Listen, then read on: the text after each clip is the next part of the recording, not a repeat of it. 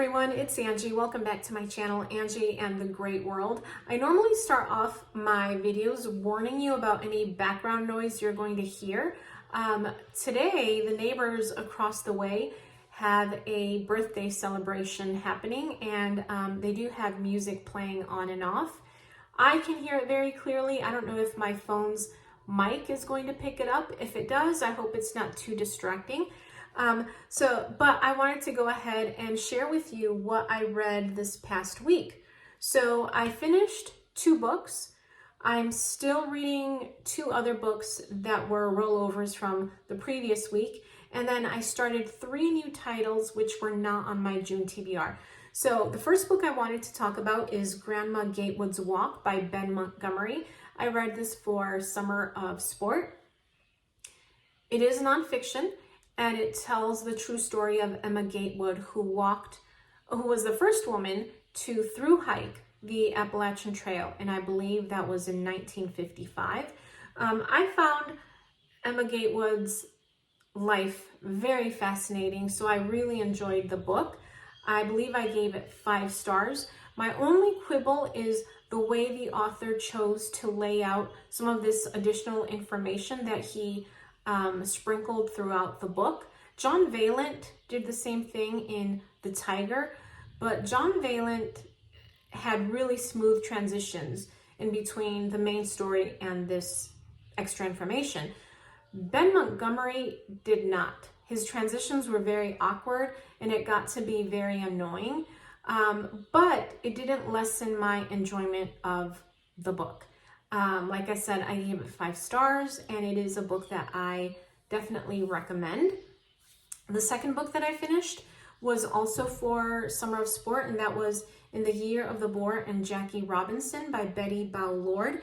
This is children's nonfiction, but I believe it is loosely based on the author's experience when she and her family immigrated to the U.S. from China as a little girl. And there were several things I liked about the book. I liked that it was such a sweet story. I really enjoyed reading about Bandit, the main character, and the relationship she had with her parents and her family back in China. I liked the friendships that were made.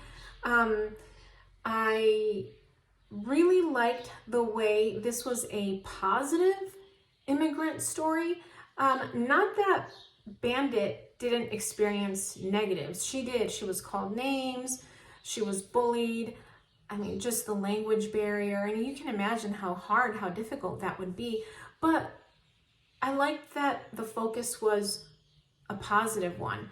And I appreciated the way the character and her family embraced being in the U.S. without losing or getting rid of their culture. And then the writing was just very pretty. I was surprised by how beautiful the writing was, considering this is just a tiny little children's book. And I wanted to share really quickly just a couple of paragraphs from the book, just to show you how pretty the writing is. Simple but pretty. In this part of the story, Bandit and her mom have not yet moved to the U.S.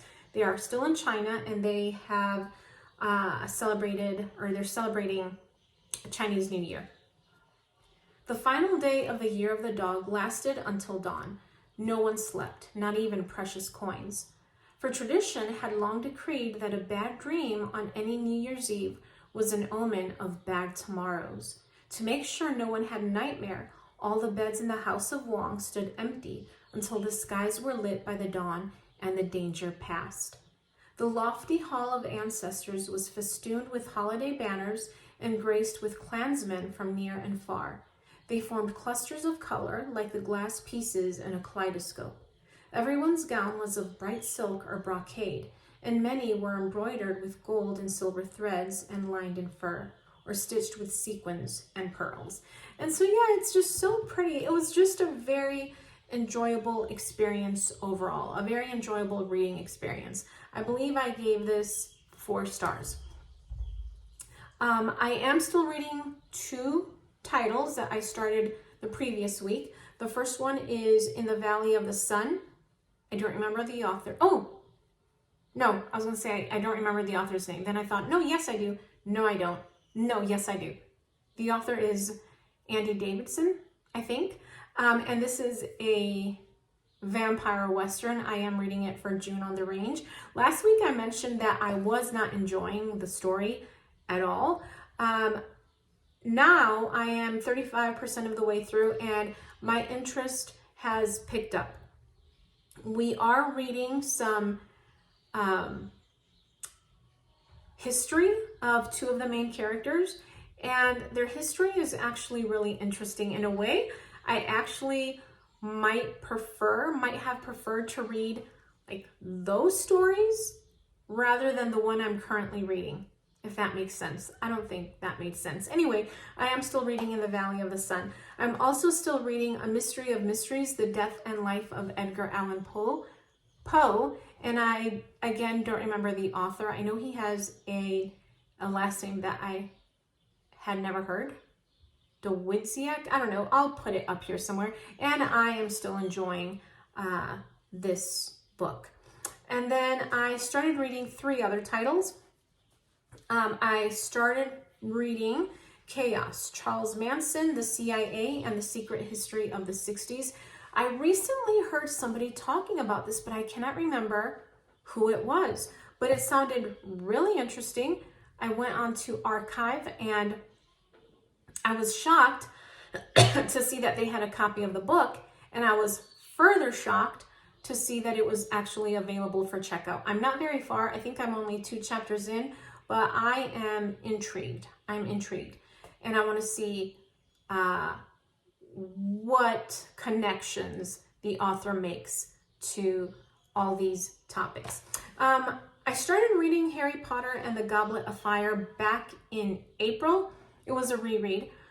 Or it would have been a reread had I finished it, but I had to return it to Libby, and so I did not get a chance to finish it. And then I remembered last night that I actually had the audiobook on Audible, so I started listening to it last night. Again, I'm not very far, just 2 chapters in. And then I decided that I wanted to read a collection of Edgar Allan Poe stories. So again, I went on Archive and I found Edgar Allan Poe stories, 27 thrilling tales by the master of suspense, Edgar Allan Poe. I don't know who the editor is, but it does have an introduction by Laura Bennett, and it has a really cool cover, which I will put somewhere here. And last night,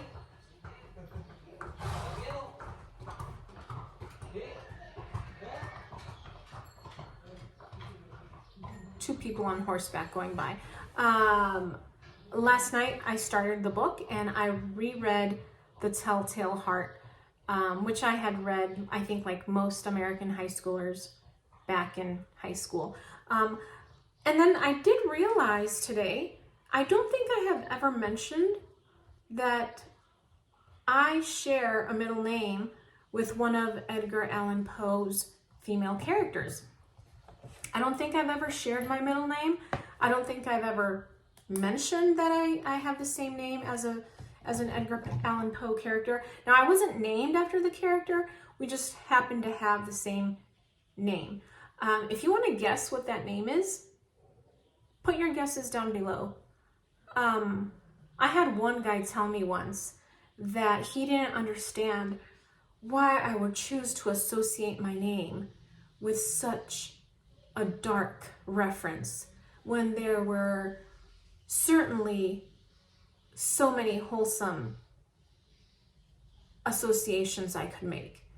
And I said to him, "Up your nose with a rubber hose." I didn't actually say that to him.